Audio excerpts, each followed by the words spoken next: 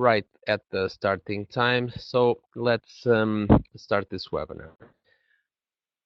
For the ones that attended the presentation of last week, the first slides are a bit of a summary of something that you've heard before, but for those of you that are not familiar, CALDO is an office that was created by 9 universities and that exists in Canada. So we are only located in Canada. We don't have any offices in any other country.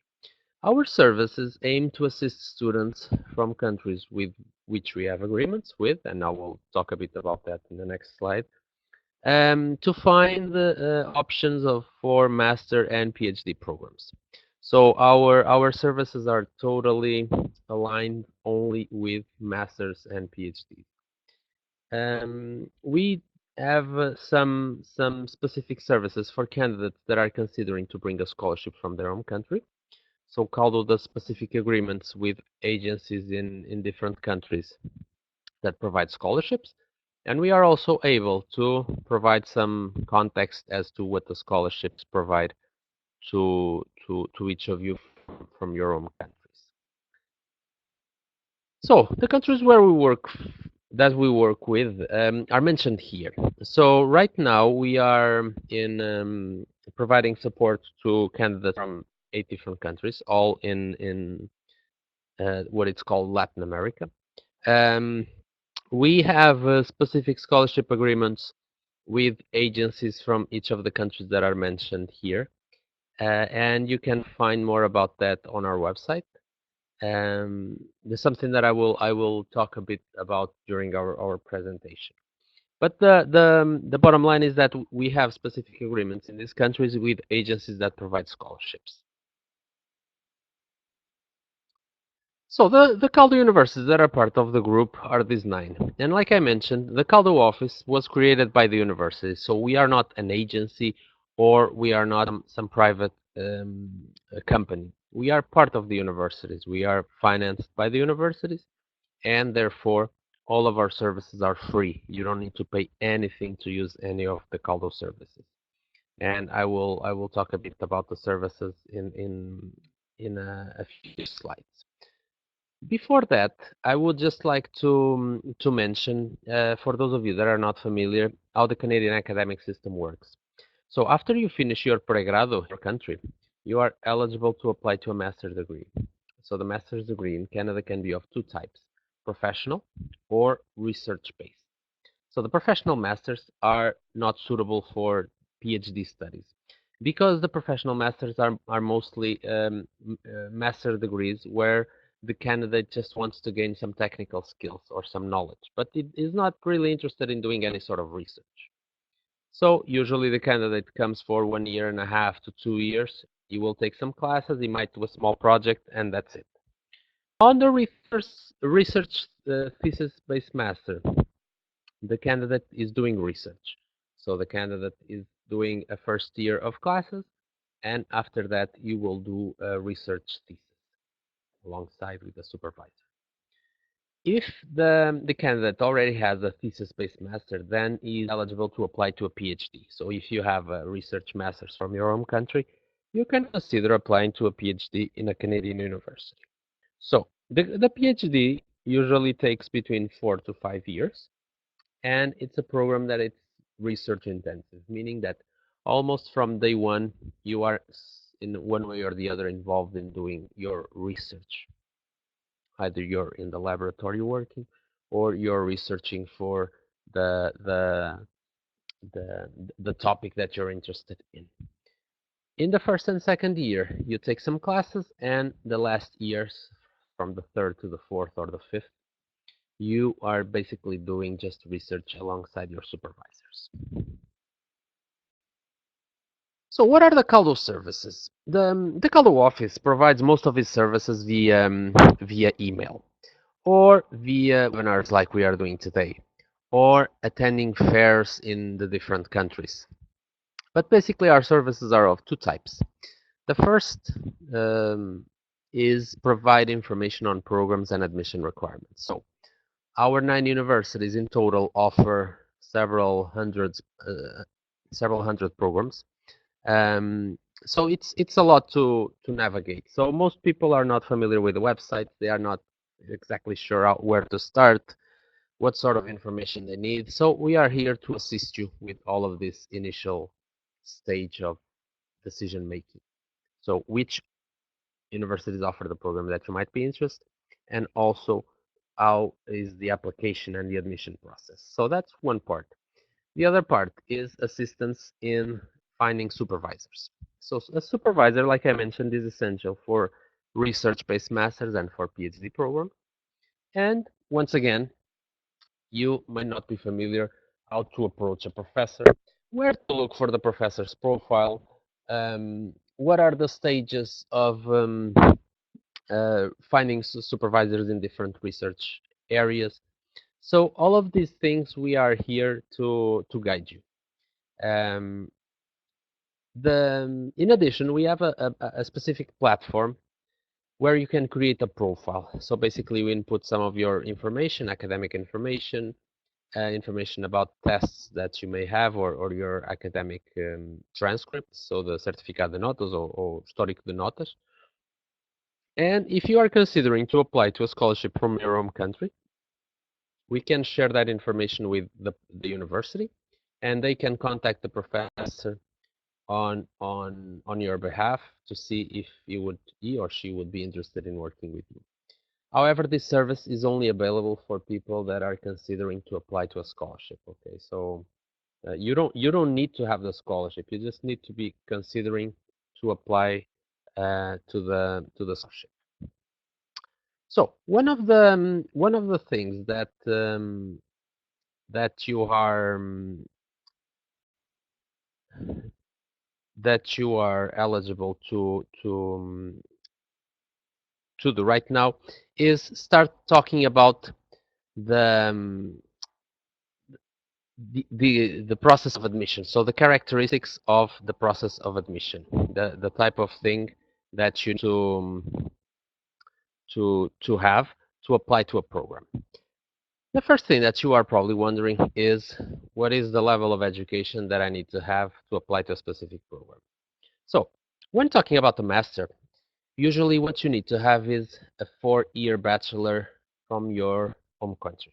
So if you have a bacharelado that took you 4 or 5 years to do, then probably you are eligible to apply to a master program. You need to have the program from a recognized university from your home country, and that's usually enough. For you to apply to a PhD, you most likely will need to have a Master of Science, so a master's with thesis, with research.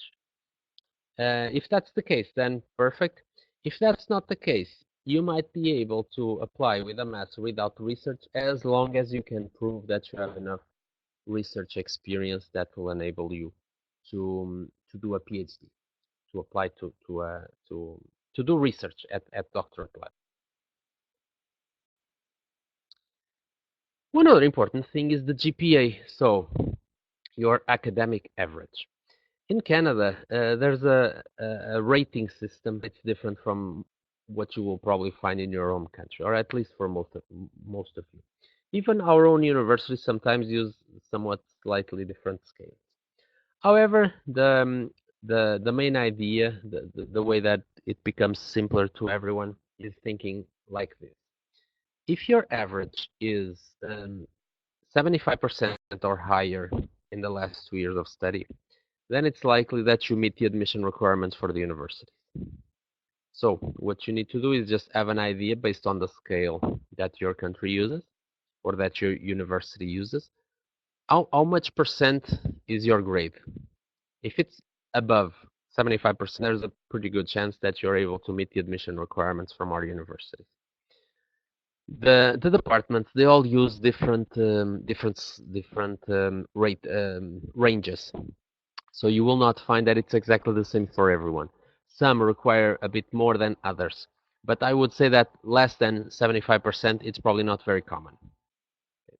And the other thing is that they usually look at the last 2 years of study. So they are not looking at the whole bacharelado.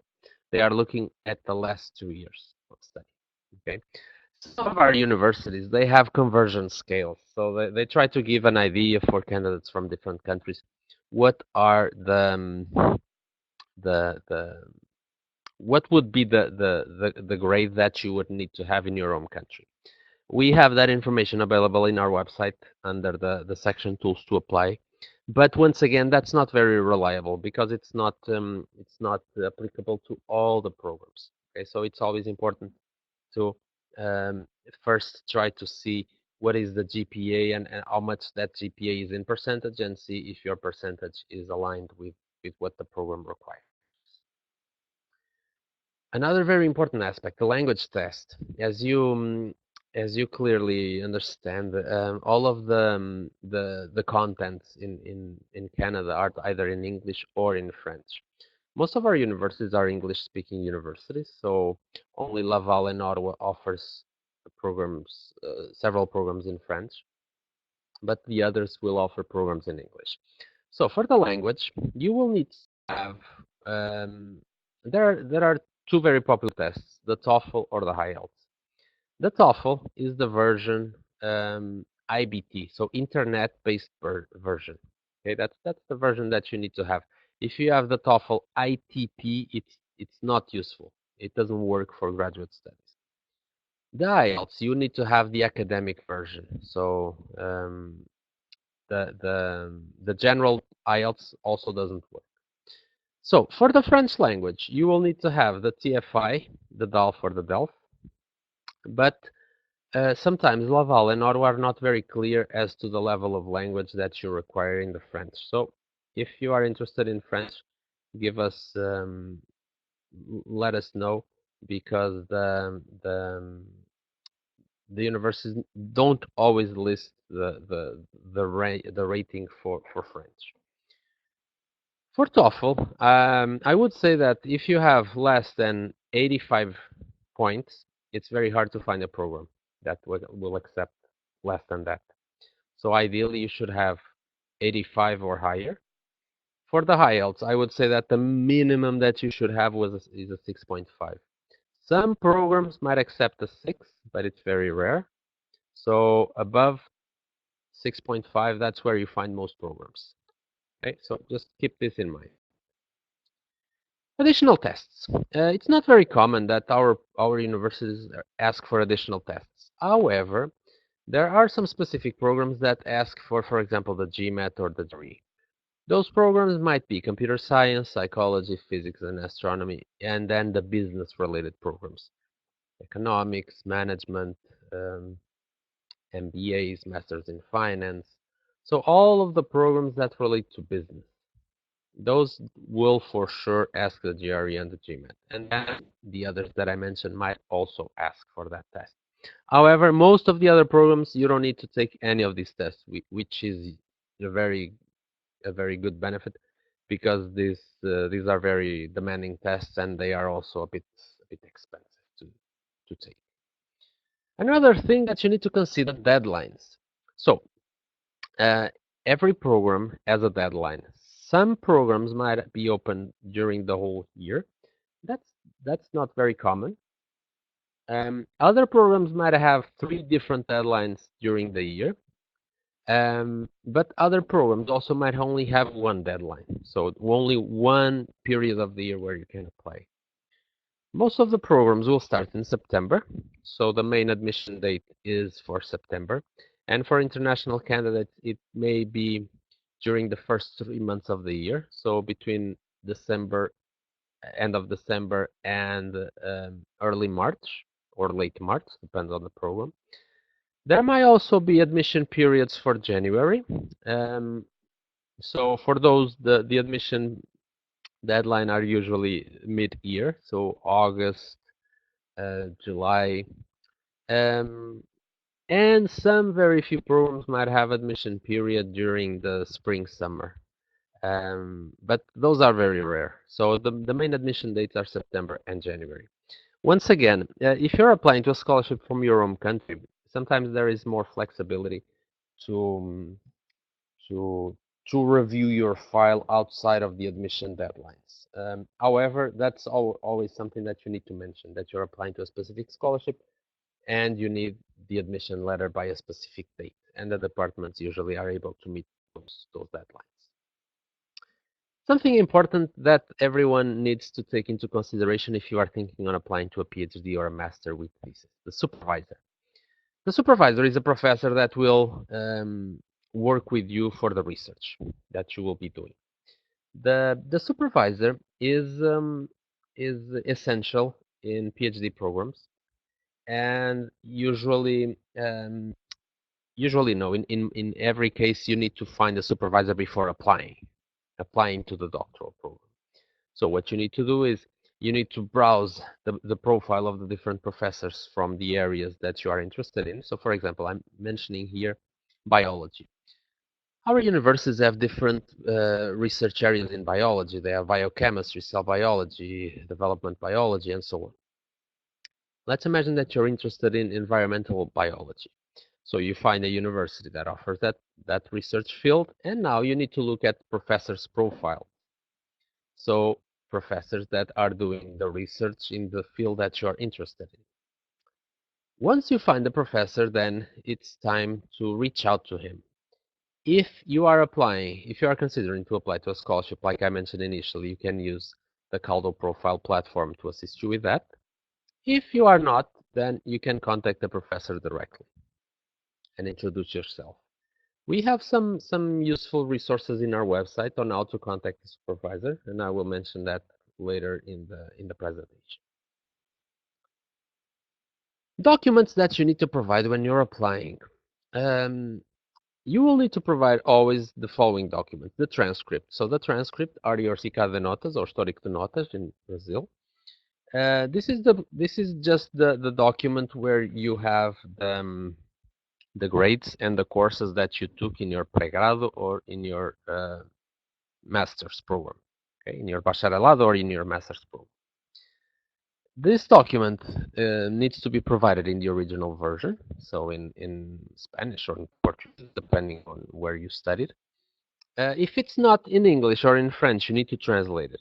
Okay, so and it needs to be done by a translator from your own country. So you don't need any specific person to do it, as long as it's a certified translator, that's fine.